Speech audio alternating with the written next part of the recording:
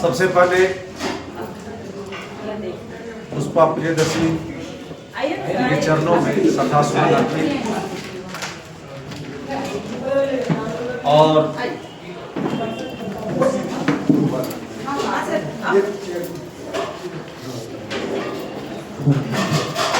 अभी हम लोग लगभग 20 लोगों को हम लोगों ने सुना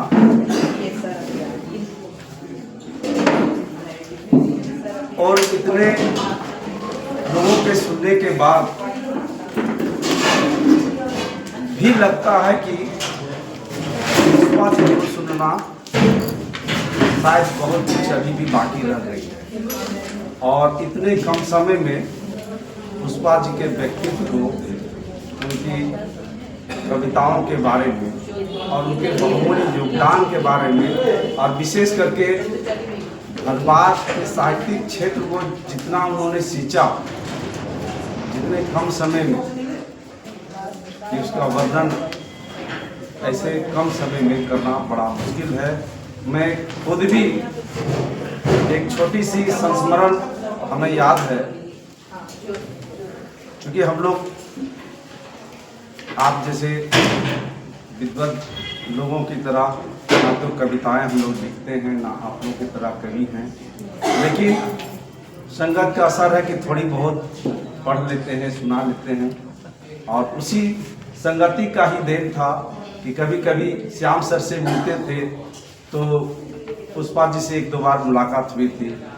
फिर संयोग था कि 2023 में एक बार विश्वविद्यालय में हम लोगों ने कार्यक्रम किया था और पहली बार विश्वविद्यालय में पुष्पा जी को हम लोगों ने आमंत्रित किया था और बहुत ही बढ़िया कार्यक्रम हुआ था। संगीता जी खुद वहाँ साक्षी रही हैं और ऐसे ही जब संगीता जी जहाँ रहती हैं वह कार्यक्रम अपने आप में ही अनोखा हो जाता है। आज मैं बहुत कुछ उनके बारे में नहीं बोलूँगा क्योंकि समय का अभाव है, लेकिन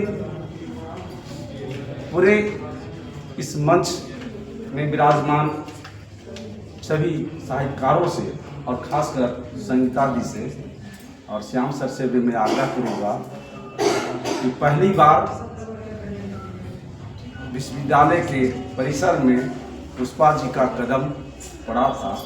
मैं चाहता हूँ उनकी स्मृतियों को लेकर के हमारे विश्वविद्यालय परिसर में एक बार उनके नाम पर एक कार्यक्रम होगा,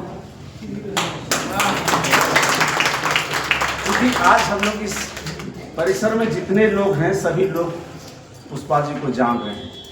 अब हमें उन्हें जनाना है जो उन्हें नहीं जानते।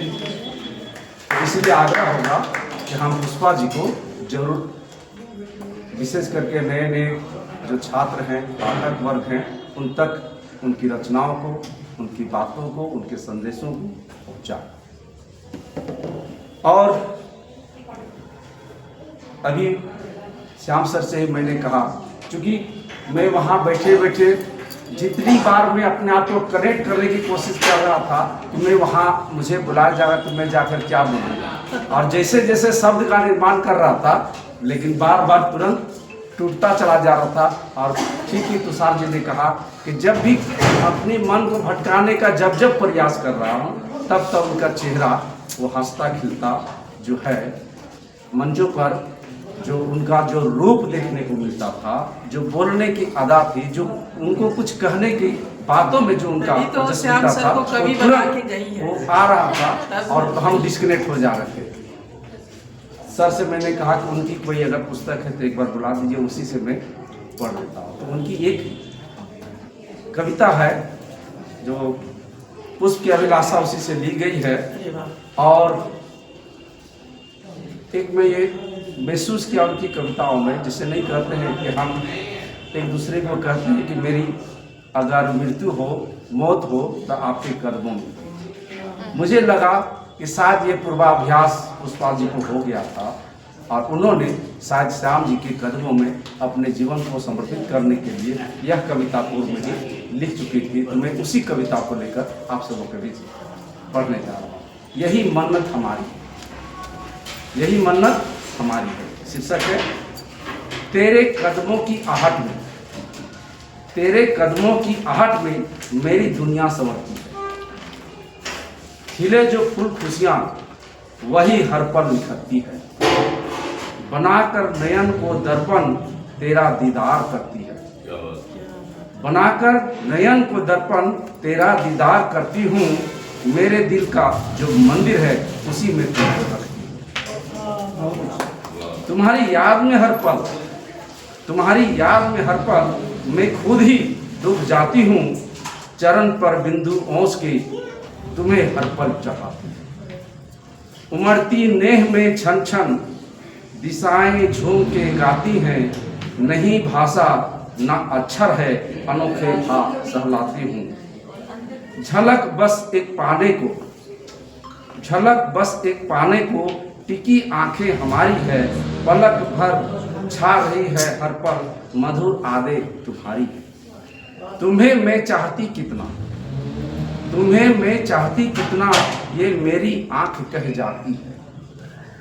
जुआ जब मुख होती है, जुआ जब मुख होती है पलक से बूंद बह जाती है। ये सांसें जब तलक चलती सभी धड़कन तुम्हारी है।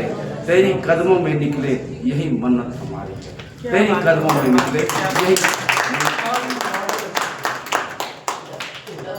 वह चली गई है, यह कहना सचमुच में अब बुरा सा लगता है। हम यह नहीं कहें कि हम सबों के बीच नहीं है, हम हमेशा से कहें कि हम सबों के बीच, हम सबों के हृदय में विराजमान है। और पुनः हम उनके चरणों में श्रद्धांजलि अर्पित करते हुए मैं अपने मन को विराम देता हूँ। लेकिन फिर इसी के साथ एक बार हम लोग विश्वविद्यालय के परिसर में हम लोग पुष्पा जी की याद में एक जरूर हम लोग कवि गोष्ठी जरूर करेंगे। बहुत बहुत आभार सर, बहुत धन्यवाद। और